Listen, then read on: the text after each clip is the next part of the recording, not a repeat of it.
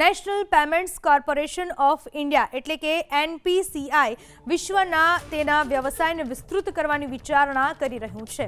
દેશના વિશાળ ડાયસ્પોરાનો લાભ લેવાની યોજના બનાવી રહી છે.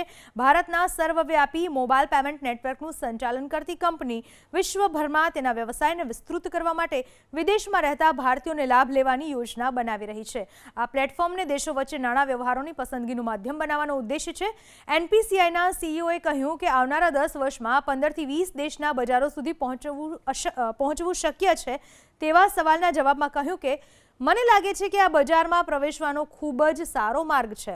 જેમ ભારત સ્થાનિક ચૂકવણીમાં આત્મનિર્ભર છે, તેમ અમે અન્ય દેશો સાથે સરહદ પાર ચૂકવણીમાં પણ આત્મનિર્ભર બનવા માંગીએ છીએ. હાલમાં જાપાન, મલેશિયા અને બહેરીન જેવા દેશો સાથે વાતચીત ચાલી રહી છે. એનપીસીઆઈની વ્યૂહરચનાનો હેતુ ભારતના 35 મિલિયન ડાયસ્પોરા સુધી પહોંચવાનો છે. આ લોકોએ માર્ચમાં પૂરા થતા નાણાકીય વર્ષમાં ભારતમાં $155 અબજથી વધુ નાણાં મોકલ્યા હતા, જે વિશ્વમાં સૌથી વધુ રેમિટન્સ છે. વિદેશી ભારતીયોએ દેશના વિદેશી હુંડિયામણ ભંડારને મજબૂત બનાવવા પણ મદદ કરી રહ્યા છે.